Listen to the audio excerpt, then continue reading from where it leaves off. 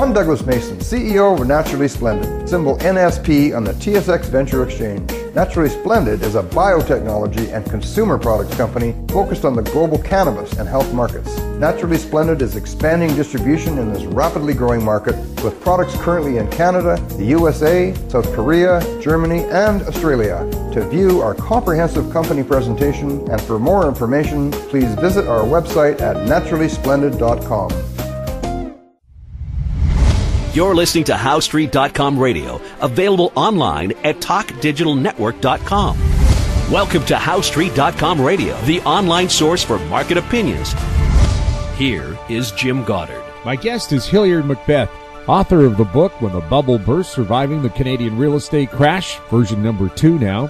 He's also a portfolio manager and financial advisor in Edmonton. Welcome back to the show, Hilliard. Nice to be talking to you. OPEC, are they going to cut oil production to bring prices back up, or are they just going to open up the taps and let her flow? You know, the meeting on December 6th is going to be one of the most interesting in many years because the sanctions against Iran were meant to restrict the oil exports from Iran, which was they were up in the 2 or 3 million barrels a day range, and expectations up until recently was that prices would firm up and possibly even surge as high as $100 a barrel by the end of December. But exactly the opposite has happened. The price has gone down to $53 from $70-something, so a $20 drop on the WTI. And one of the biggest factors is the amazing new supply that's coming out of Texas in the Permian Basin. So I don't know what OPEC's going to do. I think that OPEC is, if the truth were spelled out, it would be that OPEC has completely lost control of the situation. Most of the big producers now are non-OPEC, like Russia and the U.S. and Canada. And now the market is taking over. And it doesn't look good for the demand-supply balance in oil. There's just so much new oil coming on stream. And then on top of that, the demand factors are going against crude oil because of changes with efficiency in automobiles and the advent of electric cars. BC's premier says his goal is to have nothing but electric cars on the road, I think, in 20 years. So is that oil's future disappearing? Or will it still be used, for aircraft and heavy vehicles? Yeah, so about half of the numbers for the U.S., about half of the oil, there's about 18 million barrels consumed every day, of a total of about 100 million in the world. So about 18% of all the oil is consumed in the U.S., which is about 5% of the population. So, and about half of that 18 million, so in other words 9 million barrels, goes into cars and light trucks. So if even a third of that, say out of that 9 million, a third, let's say 3 million barrels were erased by electric cars, it would be very significant to the future. And countries like China and India were expected to pick up the demand growth because the demand hasn't really grown for many years in the U.S. and other developed countries like Europe, but everybody expected that India and China would be growing as everybody got enough money to buy an automobile and they would buy one, and of course that'll work out to be correct. But the problem is they probably won't buy a gasoline or diesel; they'll buy electric. So it does look pretty shaky. And of course, the amazing success that Texas is having with shale, brings up a question, which is if there's so much shale oil in Texas, and we can get into the numbers if you like, there must be similar amounts somewhere else in the world. It can't just be Texas only. There's all kinds of places in the world where they haven't really looked very hard for shale yet. But because of a number of factors in Texas, including very little regulation, private ownership of the mineral rights, that sort of thing, they've been sort of unfettered in their ability to go after it fairly quickly. But Quebec, for example, has shale, whether it's oil or gas, I'm not sure. They haven't really tried to look yet.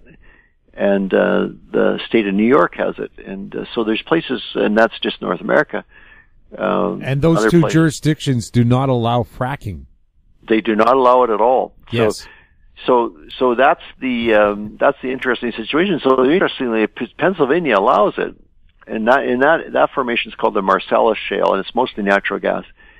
And Pennsylvania and New York is a border. It's like some spots it's like going from Vancouver to Burnaby or something like that. Westminster. It's just a street, and on one side of the street you got all these really huge revenues coming in and people getting rich from fracking, and on the other side they're not allowed to. So that can lead to people have the idea, and I certainly had the idea at one time that New York is a very wealthy place. Well, Manhattan's a very wealthy place, but other parts in the state of New York are not so fortunate. So it's the pressure will probably be there if, especially when they see the numbers out of Texas. It's just phenomenal. So year-over-year gains. Now this number I'm going to give includes crude oil, natural gas liquids, and condensate. So that's actually more than just crude, but these are all liquids. Went up by 3 million barrels per day. So it went from roughly 12 million barrels the total in the U.S. went from 12 million barrels to 15 million barrels. And most of that increase came out of Texas. And most of the Texas increase came from the Permian Basin in the west part of Texas. So it's just incredible. And so it's fracking and then refracking and then new technology. And even since 2 years ago, November 2016, I had some numbers for the cost of the production in Texas. And at that time, the cost had come down to under $40 a barrel.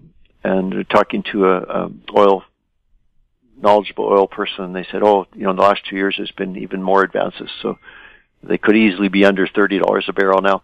So it's just phenomenal what's happening. And the other constraint that they talked about, a couple of things going back to the beginning. So about 15 years ago when I first heard about this, they said, but the flow rate is great for 1 year, and then after that it really, the decline rate is huge, and so you don't get much oil after the first year. Well, that turned out to be wrong. And now the latest thing is the Permian Basin, which is about 600 miles from the coast in Texas. There's no pipeline capacity. Well, so the article in the Bloomberg yesterday pointed out that there's 3 or 4 pipelines under construction and will be ready to go by the middle of 2019. So really just 7 months from now. And there's, depending on, cause there's a range of volume, but it looks like anywhere from 2 million or up to even 3 million barrels per day of new pipeline capacity will be available by 2019. And then in 2020, there's another whole, set of pipelines that are on the drawing boards, but the construction hasn't started yet. So, that constraint has kind of gone away as well. So, and then there's one more constraint, and that is that the very big ships that carry 2 million barrels in one load can't dock anywhere in Texas and load. They have to anchor offshore, and then smaller ships have to shuttle back and forth to fill them up. So there's only one port, and it's in Louisiana, so it's quite a bit further away than 600 miles. But already several ports in Texas are talking about duplicating what they have in Louisiana. And so the exports in the U.S. are up to 3 million barrels per day, and they could be increasing much more rapidly than that. So U.S. was importing 8 or 9 million barrels a day. Now their net exports in some months are down to almost 1 or 2 million barrels a day. And that's very scary for Canada because we're their biggest supplier of oil at this time anyway. What does that also say for Alberta, where, of course, Western Canadian Select is selling for, $50 less or some huge discount? Well, I guess it was $50 when West Texas was at over 70. Of course, you can't be $50 less now. But still, the huge discount. What does that mean about the price of Alberta oil, and is it even worth taking out of the ground at such a low price? Does it cost you more to drill and pump than it does to just leave it?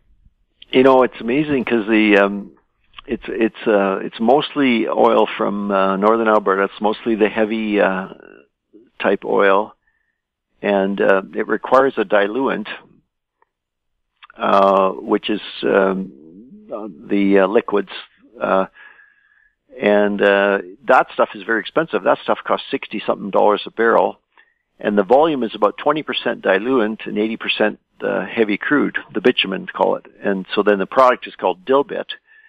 And unrefined, that's the stuff that's selling for less than $20 a barrel. Now, it was $13. The numbers you were saying were exactly right, about a $50 discount. Now the discount has come back a little bit. The discount's more like around $30 now. So it's 50-something dollars for WTI and $20, say, for the dilbit. But nobody wants it because the cost of well, first of all, there's no spare capacity in the pipelines. And secondly, rail, which there is still some rail capacity, although it's been mostly gobbled up by the big shippers. It's $15 a barrel to get it down to where into the U.S. where it's needed. So the economics are terrible. So in other words, if you're buying the dilbit at $60-something a barrel, and then you're mixing it with 80% bitumen, you're really giving away the bitumen for free. But they don't. I think what the hope is that it's temporary, so they should keep shipping and not violate their agreements. And plus, the storage levels are at full capacity now, so there isn't really any place to put it. So the only other alternative would be to totally shut down the production, and that's something that no individual producer wants to do. So in the media in the last few days, there's been cries from some of the big producers like Canadian Natural Resources and Cenovus to have the government mandate a shutdown in production. So the government would step in and say, okay, take a month off, everybody. Just shut it down for a month, and then we'll start up again and get balance back into the market. And but the problem with that is that there's 4 companies. I don't know if the listeners want to hear about the details, but it actually gets pretty fascinating. There's 4 big companies that have refineries, and so when the price is that low, and these are refineries that can handle the bitumen, right? So therefore, this is great for them because the cost is $13 to $20 a barrel. They can refine it and then they can sell it for a really good price. So Imperial Oil, or Esso, or Exxon, as the parent is called, has got a big refinery just outside of Edmonton. Shell has got a big refinery outside of Edmonton. Husky's got a refinery in Lloydminster, and Petro-Canada has a refinery, which Petro-Canada was bought by Suncor.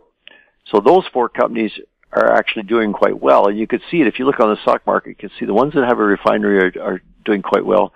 Everybody else is totally a disaster. Like the Canadian Natural Resources, Cenovus, Meg Energy, all those ones that don't have any option other than just sell the dilbit and ship it as that unrefined, are really, really struggling. And it's a crisis. It really is. And so what happens? The way the royalty works with the Alberta government is that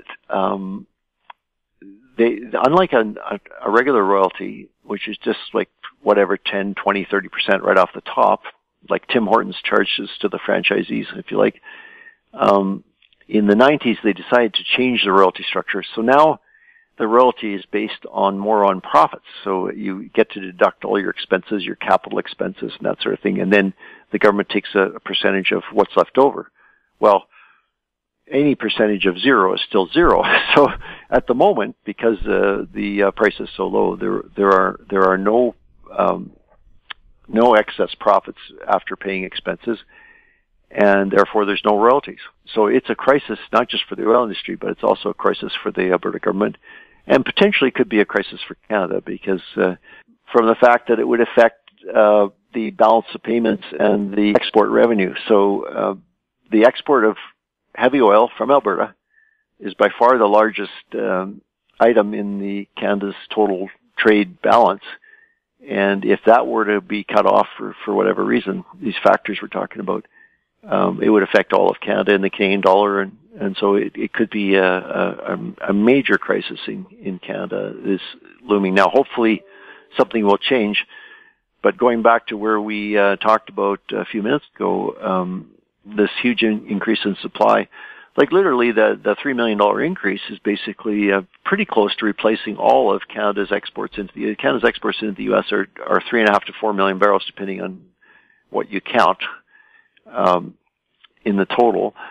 And the increase year over year to August in crude oil and liquids was 3 million. So it's almost like they're replacing Alberta every year if they keep growing at that rate. And that's just those are very tough comparisons. We'll have more with Hilliard MacBeth right after this.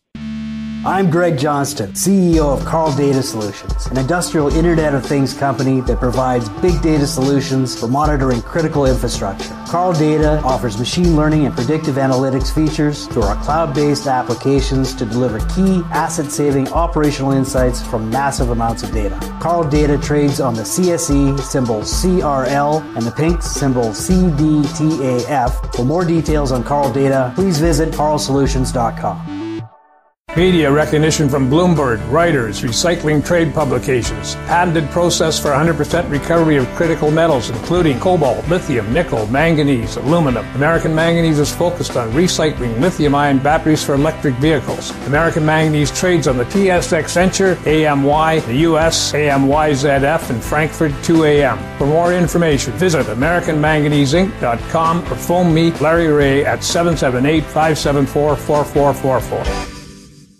Welcome back. We're speaking with Hilliard MacBeth. Hilliard, there's an alternative to shipping diluted bitumen down a pipeline to shipping it. A Calgary company, BFH, has developed a process where you can take all that lubricant and stuff out of the bitumen at a refinery, say in Edmonton, and return it back to its natural state, which is more like honey or a jelly.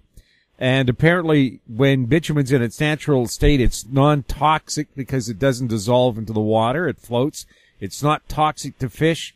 And you can put it into shipping containers and put it on a freighter to China, and it costs less than shipping it by a tanker. So if you use their process, there is a way to get that oil out, and it's safer for the environment.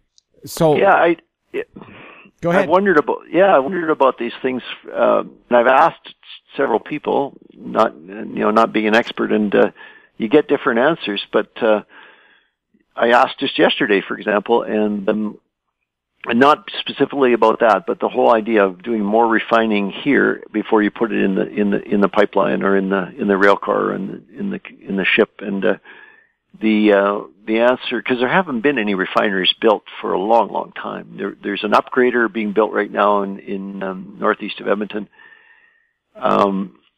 which was government sponsored. It never would have been built if the private sector had to do it on its own. But other than that, there's been nothing. And the answers are that generally the refining is done closer to where the demand is. So if it's in China, you ship the raw product to China, and then you have the refineries in China. And the second answer is that refineries are very expensive. There's been really no refineries built anywhere in the world for many, many years. And the refineries are very expensive to build. The ones they're using now were built decades ago, and then they just keep patching them up with duct tape and baling wire, I feel like. And I guess that the thought I had, which is not confirmed, I can't find out, but I wonder if the environmental rules, which are much tougher today than they were when these refineries were built in the 60s, they might not meet the environmental regulations. So maybe that's why. But it's the market is changing so rapidly. I suspect one of the issues is, does somebody really want to put up $10-20 billion to build a refinery in Alberta when all of these new supplies are being found elsewhere? And the possibility that electric cars take over means the product, when by the time you got the refinery built, the product might not be that valuable anymore. So it's I somehow don't think that refining, although it makes sense on the surface, I think the cost and the risk of the investment is probably what's going to hold that back. Yes, but isn't it interesting how a new technology has come up that could replace it? But of course, this is a brand new company that needs capitalization Could they perhaps use government or private help? And it's so interesting. Shipping containers, there's probably a surplus of those, whereas rail tanker cars are in short supply. Yeah, no, the rail tanker car thing is just crazy. Like people, you had to put your down payment down 2 or 3 years ago to have any chance of getting your hands on access to the rail cars. And now the federal fiscal and economic update was yesterday afternoon, or at least I should say Wednesday afternoon, and there was no mention at all of any of this stuff in there. They talked about providing an incentive for capital investment. So it might be enough to get some people to spend some money. There's quite an attractive tax break for profitable companies that would invest in new manufacturing capacity, and a change to the general tax rate for deduction of capital cost expenses. But of course, all of that would only work if somebody saw a project that they wanted to do. And I've always been a little bit skeptical about these tax incentives because it seems like you don't get the bang for your buck in terms of economic growth from them, because people that were probably going to go ahead and do something anyway just say, well, thank you very much. I saved a bunch of money in taxes, but I was going to do that project anyway. And on the other hand, the people that were maybe not going to do a project, the tax break alone, which is just temporary, isn't enough to put them over the edge in terms of being able to make that project work. So I've never heard anybody in more than 40 years of following this say that they looked at the tax breaks first before they went ahead and did it. They always look at the market and the cost and the return on investment and all that stuff, and all of that is calculated pre-tax, not after tax. And then once they get up and running and they start making money, they say, "Oh, isn't that great? There's a tax break." But that's not even in the top 5 or 6 things on the list as to what they do. But I think the government of Canada was responding to the big tax breaks in the U.S. And we've already seen in the U.S. that the big corporate tax cut that went through there has not resulted in new jobs or in new investments at all. It's basically the money's been used to reward the shareholders with more dividends or more share buybacks. We'll have more with Hilliard MacBeth talking about tax cuts right after this. Cypress Development Corp's flagship lithium project is located just east of Albemarle's Silver Peak mine in the heart of Clayton Valley, Nevada. A 12-hole exploration drill program for lithium-enriched claystone on Cypress's 100% controlled properties is now underway. Cypress Development Corp trades on the TSX Venture Exchange, symbol CYP, the Pink's CYDVF, and on Frankfurt's C1Z1. For more information, please visit our website, cypressdevelopmentcorp.com. Don't miss out. Stay informed. Receive the HowStreet.com weekly recap with thought-provoking podcasts, radio, and articles delivered to your inbox. Sign up for the HowStreet.com weekly recap on our homepage at HowStreet.com. Welcome back. We're speaking with Hilliard MacBeth. Hilliard, the federal government held their fiscal update yesterday. What was in it, and is there good news for anybody? Well, the government is still running a deficit, and so some people are really upset about that. So that'll be, I guess that'll be good news for the election that's coming up in the spring for them. But the extra incentives, to me, seem to be fairly mild, and it makes sense that they shouldn't be doing big incentives now when the economy, allegedly anyway, is running at pretty close to full speed. The spending measures are they always announce these things over a long period of time. So they announced that they're doing $16 billion in net new spending, but that's over several years. So the impact in one single year is going to be pretty minor. And that depends, too, because of the way they're doing it. They're doing it as a tax break if you spend money to build a new manufacturing facility.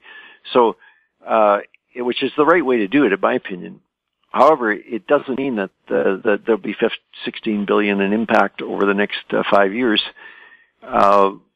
Because it depends on whether people decide to go ahead and build those manufacturing plants. And a whole bunch of factors come into it. Much bigger than the tax break would be what's going to happen with NAFTA 2, and if it gets passed, and will the new manufacturing plants be better situated in the U.S. or in Mexico or something like that. So it's up to say $16 billion. over 5 years, and that's pretty tiny. So just to give you an idea, 18 billion is 1% of GDP. So 16 billion over 5 years is less than 0.2% per year. It's not, you're not going to notice it. I mean, if the oil price stays as low as it is and the exports to the U.S. get curtailed, that would be a much bigger impact than anything that this would do. So it's basically, I think they're getting ready for the election, and it's interesting though that they didn't talk about Alberta and the oil situation in Alberta as much as they could have. Maybe they are feeling like they aren't going to win very many seats in Alberta next time, so they decide to concentrate elsewhere. I don't know, but there's nothing really spectacular in there except for this one thing, which was a tax incentive for people to invest in manufacturing capacity, and the more general one in spending money on capital expenditures. Hilliard, was there anything that you would have liked to have seen that they didn't bring in?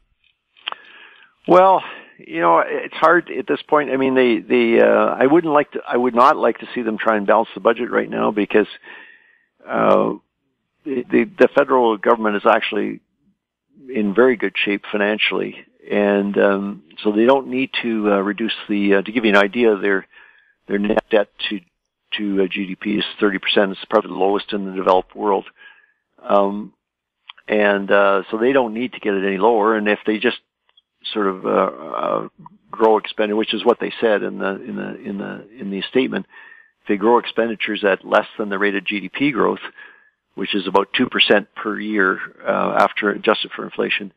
So if they just grow expenditures at 1% per year, they're going to improve that ratio even further. So there's no need for them to do anything. So I like that. What I wish they would do, but they didn't do it, is to talk about the provinces, because in Canada, unlike these other countries, provinces are able to borrow money, and Ontario and even now Alberta are running up some huge debts and deficits, and that's obviously something that the federal government would have to help out with if they get into trouble. And the other thing I would have liked to see them to talk about is the housing bubble and how they're going to handle the fallout when the housing bubble bursts. But of course, they're not going to talk about that. It's just they don't want to admit that there's going to be a hard landing. They want to stick to the story, which is that it will be a soft landing. But you and I have talked before about how a soft landing is basically impossible when you get a bubble this big. But the federal government wouldn't recognize that in their fiscal update. They'll hope that it doesn't happen. They'll hope that I'm not right, and then they'll deal with it when the time comes if they have to. Well, Alan Bonner, the disaster planning expert, says hope is not a plan. So it's definitely not. They do have the CMHC insurance, but the problem is, so if people do start defaulting on their homes, and they're insured by CMHC or there's two other private sector insurance agencies as well, then the government will have to support CMHC, because CMHC doesn't have any reserves on its own. They've got a surplus of $30 billion that they've built up over the last 20 years, but it's all resting at the Government of Canada level, not at the CMHC level. So they could feed that $30 billion back into the CMHC to help them with the defaults. The total exposure at CMHC is over $500 billion. So it seems like that $30 billion should be enough. It's about 6%. But in the hard landing scenario with housing, it could be much more than that. We saw what happened in the U.S. in 08, 09. The fallout got much higher, and they got well into the trillions. And if you take the normal 10% ratio, with Canada, you'd say that our impact would be in the $100 billion range, or about that's roughly 5 or 6% of GDP, and that's what I would expect. But you won't find anybody that expects that, or at least that would admit that they expect that. Hilliard, thank you so much for chatting with us. Nice to be talking to you again. My guest has been Hilliard MacBeth, author of the second version of when the bubble burst surviving the Canadian real estate crash. You're listening to HowStreet.com radio. Find us on Twitter at HowStreet. Our popular YouTube channel is Talk Digital Network. Questions for the show or our guests can be sent to info@HowStreet.com. I'm Jim Goddard. Thanks for listening. Comments made on HowStreet.com radio are an expression of opinion only and should not be construed in any matter whatsoever as recommendations to buy or sell any financial instrument at any time. Available online at TalkDigitalNetwork.com. HowStreet.com radio is a production of HowStreet Media Incorporated.